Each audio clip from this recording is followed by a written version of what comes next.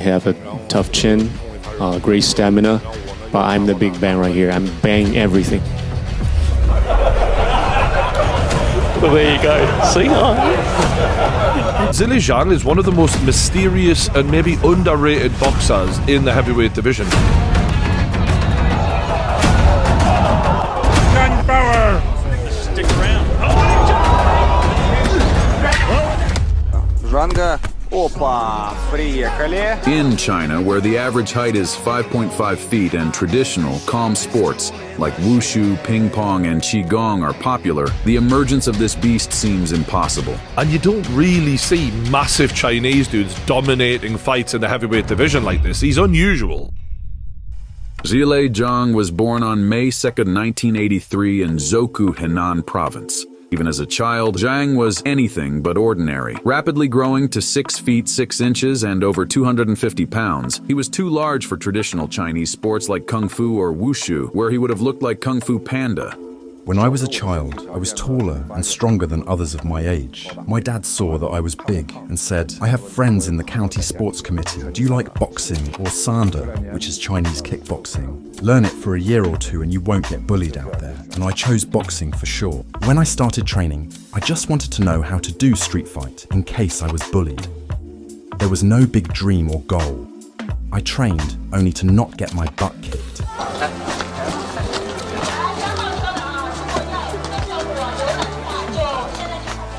His passion began early, inspired by Mike Tyson, although he always noted Tyson's lack of discipline. Since then, he dreamed of becoming China's first boxing champion and promoting the sport in his country. So by 2003, the young Zhang began his boxing career.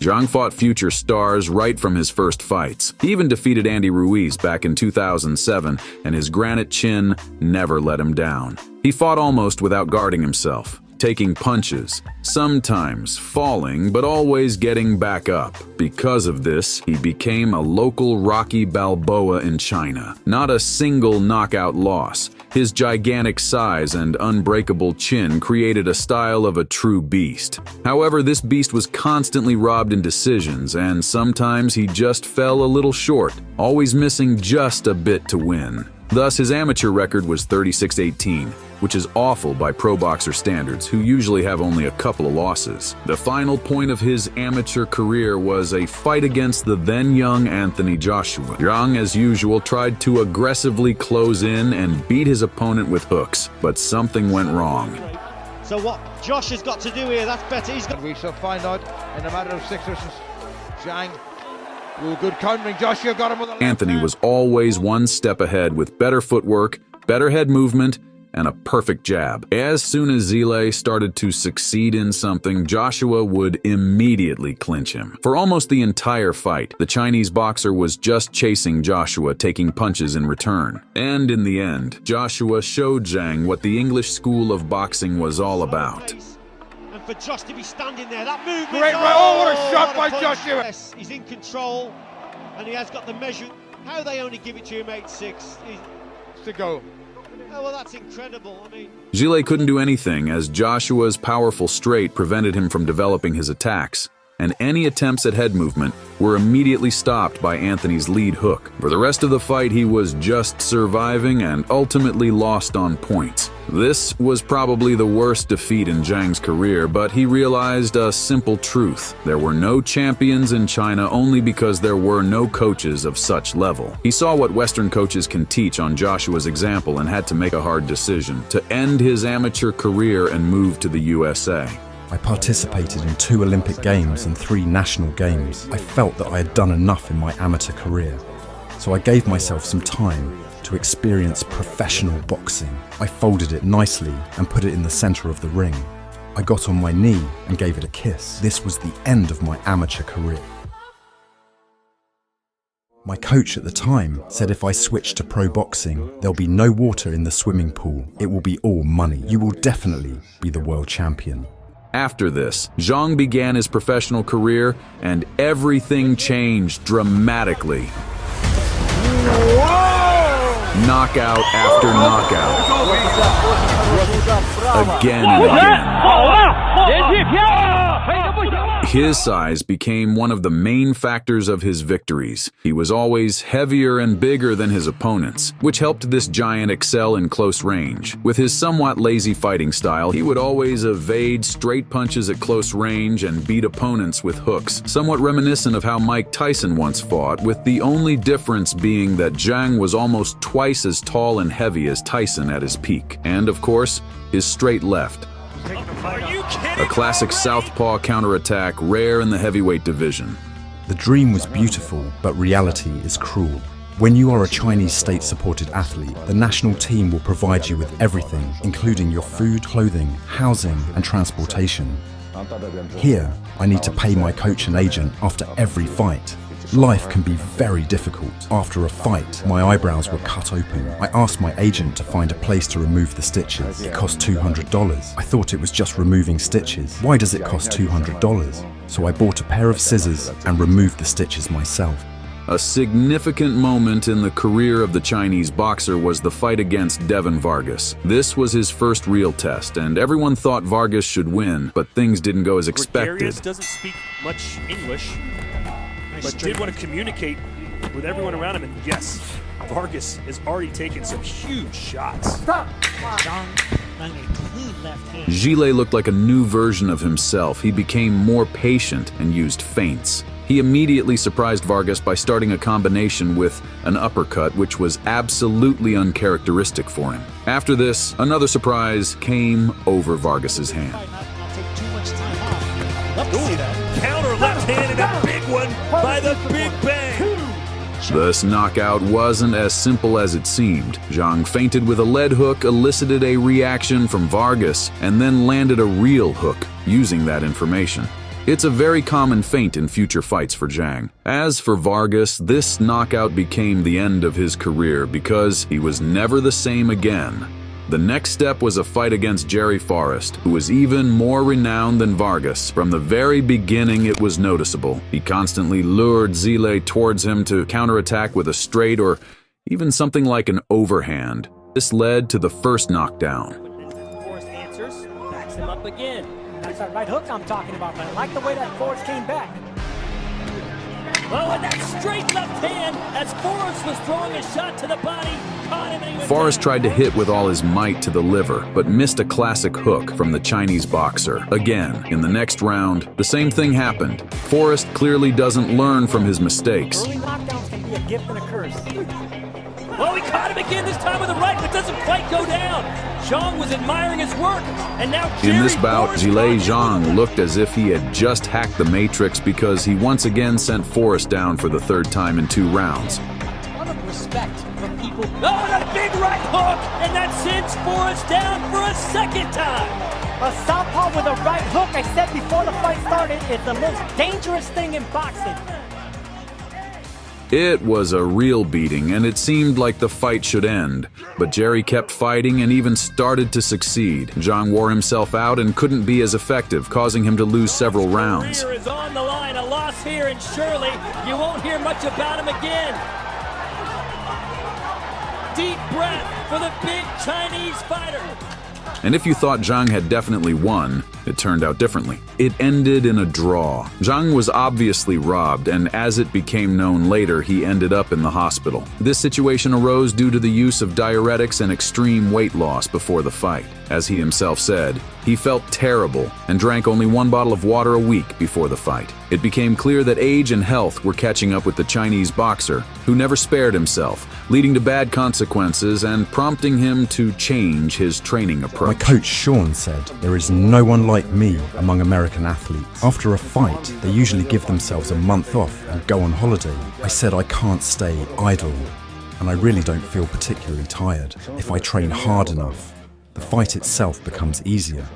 6 months later, he returned again, this time against Craig Lewis. Craig tried to be more active and throw more punches than Zhang from the very first seconds, but Zhang started using his lead hook more. Whenever Lewis got too active, Zhang would calm him down with a hook. Where he's just holding. Does that automatically means that he hits harder than someone? Oh, and that's a big left! And speaking of hitting hard, Craig Lewis goes down! And Lewis was backing up, which is what he does. Lewis showed that he was not surprised by the Chinese boxer's power until it happened. Downstairs is Zhang. You put it out there, you gotta use it. And this is the thing about guys that've been in the game a long time. Straight left, and down he goes again. That's two knockouts. Said he wants to continue. That's it. And that is it.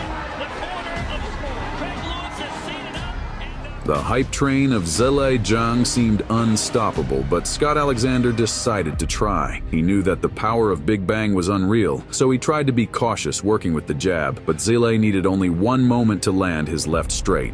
You said he needed to move a lot, but right now Alexander content just to stick around. Oh, the ultimate punch! A straight left hand, and down goes Scott Alexander in a huge way, and the Big Bang. After such a long series of victories, a strange fight happened against Filip Hrgović. The fight started immediately with a knockdown from a lead hook by the Chinese boxer. From the outside like a big man. Oh, right hand from Zhang and down goes.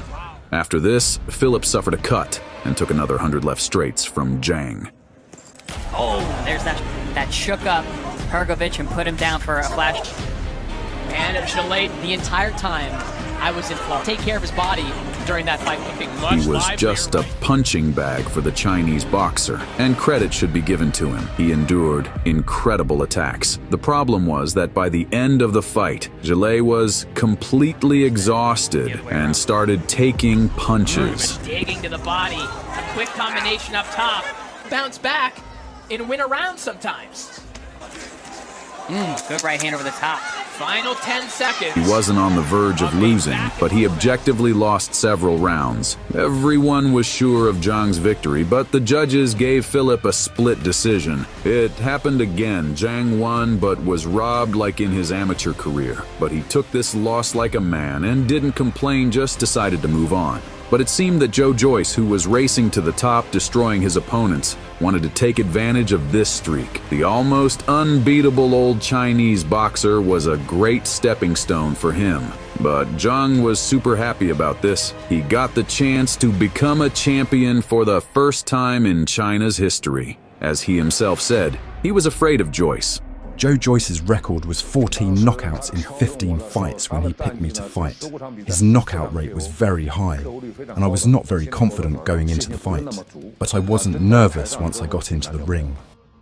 No one even thought that this old man could beat the young, successful British boxer. The fight began. Joe obviously looked better than anyone Zhang had fought before. They were of similar height and weight, and Joyce immediately started landing punches. However, Joe constantly got stuck after his long straight punches, causing him to take counterattacks. Good work from Zhang. Yeah, he's got real problems in there. He's got to recover. Dangerous from Zhang, but what a big shot! Big shot from Zhang! The combination of an uppercut to the body and a lead hook from the Chinese boxer began to drain all the stamina from Joe. Because of this, he started standing still and taking punches. Fantastically. Straight shot right down the middle. Those legs of Joe Joyce as well. Joe Joyce hurt, but again he just keeps. He's gradually getting back into this round. And we've seen that in the second round. And there's that. The Chinese boxer's timing was incredible. He always struck ahead and was so effective that Joe's eye began to swell shut. He got tired, had poor vision, and his punches became slow and weak. After a couple of rounds, he managed to regain the initiative and started beating Zhang's body, known to tire by the end of the fight. But it was too late. The doctor stopped the fight because of Joe's eye. Thus, Zhilei Zhang became the first champion in China's history. It's my time is today is new champion. Yeah. Well, you have this interim belt now. My understanding is that there is a rematch clause with Joe Joyce as well. Do you expect Joe Joyce to take that rematch clause? He should. He doesn't want to give up, so I'll wait for him. It became obvious that Joe would want a rematch, and Zhilei easily agreed. But after the first fight, it was noticeable that Joe had changed. He spoke less and seemed depressed, constantly saying he had to get better and wouldn't retire. He said in London or Beijing, he doesn't mind. So would you like a rematch with him? Yeah, possibly. I'll discuss with my team, see what my options are. It doesn't look good, taking the rematches really recently. I seem to maybe I'll take another one in the meantime or something like that, man. But yeah, I'm just Which didn't sound like the words of a winner.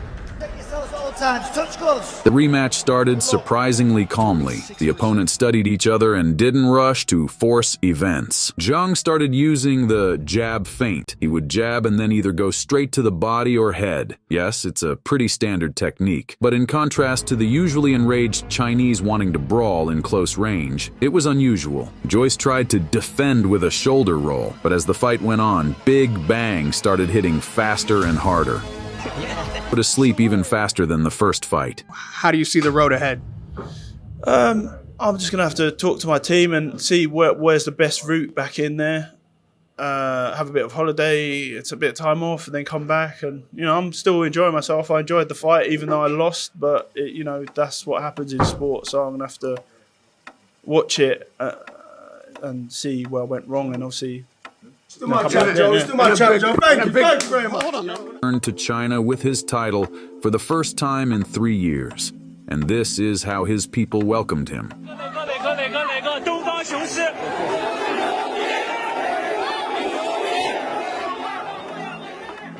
Coming back to China, everything feels wonderful. I miss my family. My parents passed away in the last few years, and there are a lot of regrets. My mother told me not to fight anymore and come back home. I said I will fight another 2 years, then come back, but it was too late. I spent little time with them during 20 years of my career. I've achieved a lot, but also sacrificed a lot.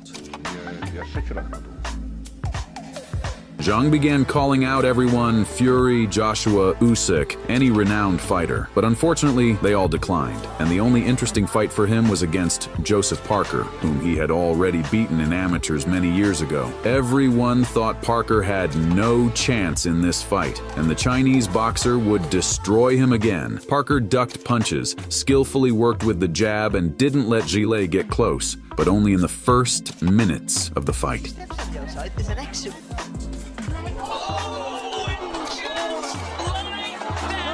No one fought better than Joseph among all Big Bang's opponents, but even he couldn't escape the Chinese power.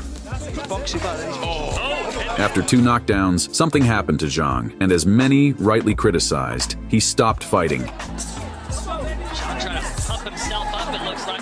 Just put Zhang in the other corner. They slowed down. After easily winning the early rounds, he stopped trying and lost half the fight. The strangest fight of his career, making many wonder if age was catching up with him.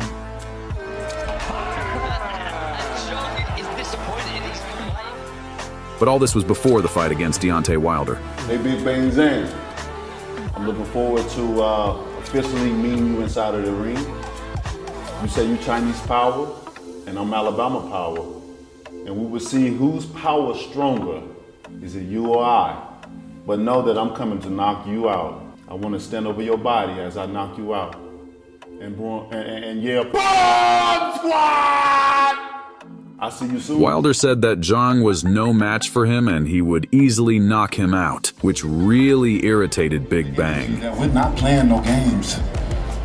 We come to win and we come to knock them out. Afterward, Wilder apologized for saying that, which looked even stranger. It was clear Wilder was scared to fight this giant Chinese boxer, but still, everyone thought he would win. The weight difference was over 60 pounds, which could not be ignored in the fight. Despite his legendary power, Wilder was in no hurry to start fighting actively. After all, the Chinese power is no joke. However, soon he landed a punch and had his moment, trying to knock Zhang out. Oh, there it is! He's hurt! But now Zhilei started using more clinch, throwing the left straight and immediately clinching, like Tyson Fury did. This was a great way to immediately weaken Wilder's arms. Very soon, Wilder's face looked lost. His arms started dropping, and that was the end for Deontay Wilder.